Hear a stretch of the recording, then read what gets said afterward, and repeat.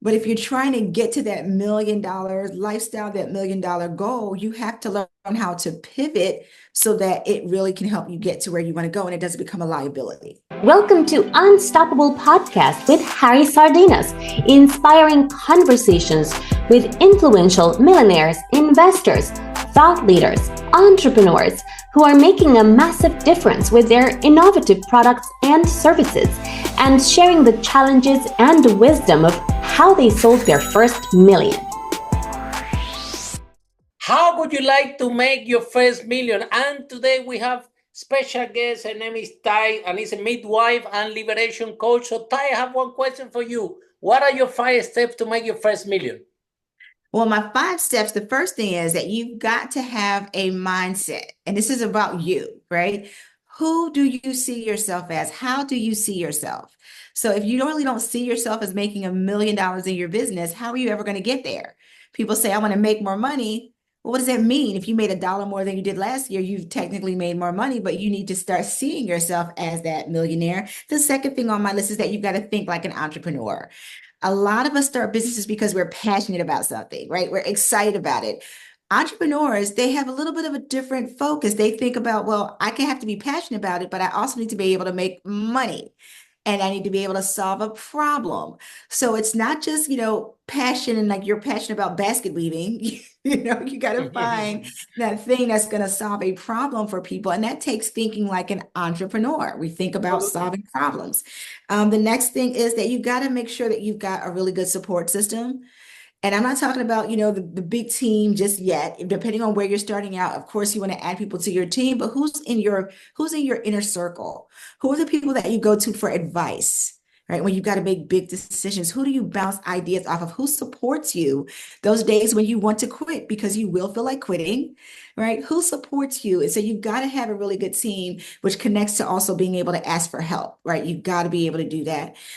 You also have to be consistent with what you do. You can't change every single day. You can't change every time something doesn't work out. You've got to be consistent and push through. It's like that whole myth or fable from before about the tortoise and the hare, right? Like you got to sometimes slower is better if you're really trying to win the race. And then the last thing is, and this is important with what's been happening in today's economy, is that you've got to understand how to pivot, right? Because there are times when you might have a really fantastic idea and it's not working. But if you're trying to get to that $1 million lifestyle, that $1 million goal, you have to learn how to pivot so that it really can help you get to where you want to go and it doesn't become a liability. Those are the 5 steps that I've seen. Those are the 5 steps that I've been helping people coach through. So that's it. Brilliant. I loved it. So Tai, tell us a little bit more about you. So why you decided to be an entrepreneur? What happened? I got pregnant. Honestly, I was pregnant with my daughter, and this was 22 years ago, mind you. 22 She's years ago. 22. Wow. Yeah, she's 22 Been an now. entrepreneur for 22 And years. Congratulations. yeah, thank you, thank you. And I bounce back and forth between working, launching my working, and that kind of stuff. But I've been in this space for that long. But when I was pregnant with her, I did not want to go back to work. So I had this idea, well, I'll start a business on the side. And I started my very first business. I was a desktop publisher, and I'm dating myself because people are like, what is desktop publishing? And it's like, it was PowerPoints and it was like Dreamweaver and it was all these tools that nobody knows anymore, clip art, all that kind of stuff way back in the day. But I was helping people with their reports and their papers and their PowerPoint slides. And that was my very, very first business.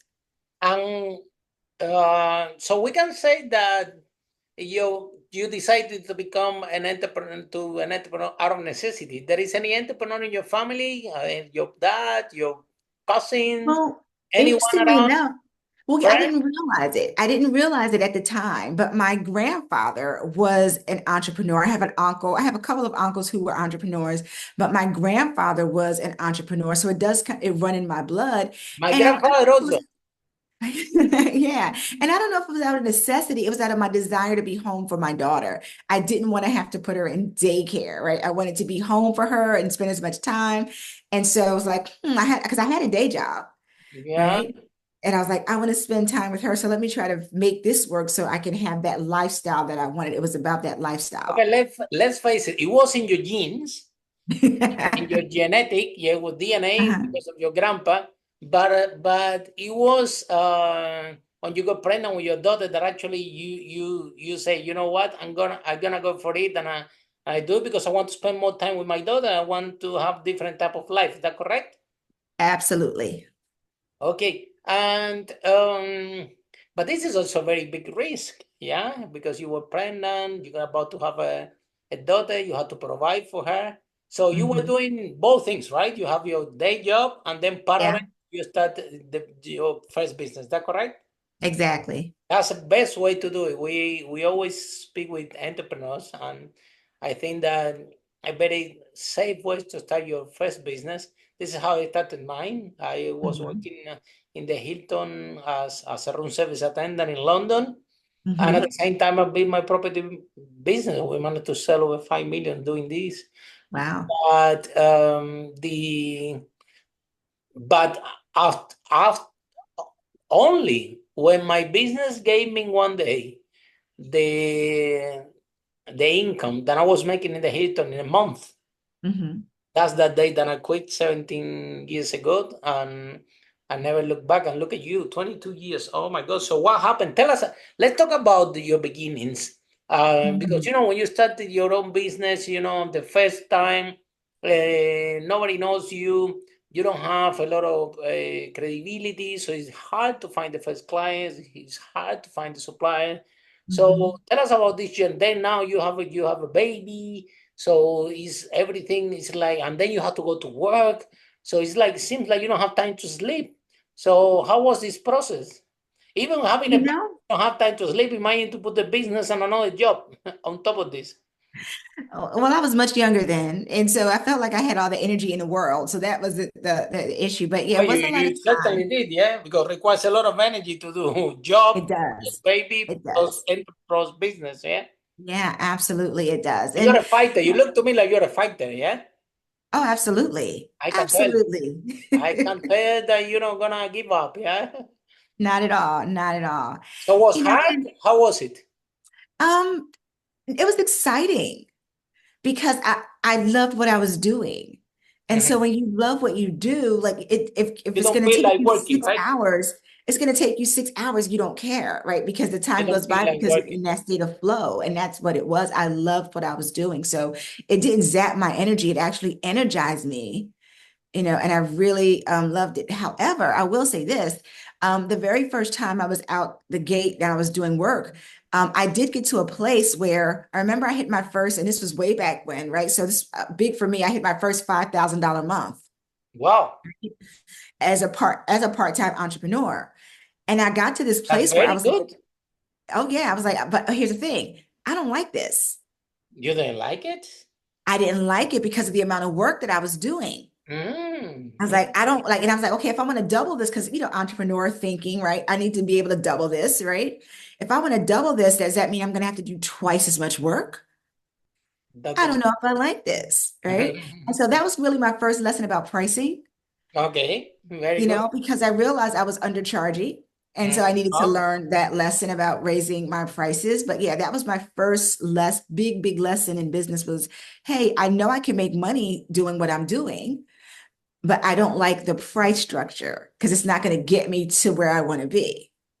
but this is like, I never, we are projecting to interview 5,000 entrepreneurs, multi-millionaire. We already interview over more than 100, and we haven't find any single person that tell us, well, Harry, it was very easy, everything worked out. So at the end of the day, this is it. As you developing a skill as an entrepreneur, the entrepreneur is Mhm. skill based. So the more Yeah, you practice, the better you become. Every single one of us can be an entrepreneur. And yeah. we just need to go to this process like you went, for example, what you were Mhm. doing is developing a skill as an entrepreneur. And one of the things of developing this skill is, this is not working. I had to restructure, I had to Mhm. repackage, and then I had uh, to go out there with a different structure. Nobody had the price Absolutely. right at Yeah, the first time. absolutely. Yeah. It's Well, I tell you that. very common to undercharge, yeah, because we think we don't have Mhm. experience. Nobody taught us anything, and we start Yeah. thinking, oh, you know what? If we put our product cheap, everybody will come to us. And that's not how it works. You put it cheap, Yeah. and then people don't come, and you don't even know what's going on. For me, it was even worse. We had in my property business, we were renting the rooms, yes, and then the credit crunch come 2008, Mm. and then obviously it was slow. My rooms were not filling, and I had this brilliant idea to drop the prices. Oh God, what a disaster. The I dropped the prices, and then the outcome was that I have the same amount of rooms empty, even more. And on top of that, the people that were only renting, it was the people with the lower prices. So I realized that my problem was not the price, my problem was the lack of capacity to attract clients that have nothing to do Mm. with my pricing. But Yeah. so I learned this lesson. I feel you when you say that, because it happened to me. And when you multiply for a lot of rooms, we're talking about, this is a lesson that almost cost me $250,000, you know. So Yeah, it's huge. yeah. So this lesson well learned, right? But we don't Right. know. We only know when we try something, when it doesn't work, when we repackage. And at some point in the journey, you decide what do you want and what you don't want. Yeah, I remember Exactly. I have this brilliant idea that I want to have a restaurant. I don't know why I have this dream. Oh, I want to have a restaurant. I want to have a Spanish restaurant. I love Spanish food. So I want to have this restaurant. I don't know how to. Mhm. And then I was running my property business. It was doing very well. I was not even needed in the office.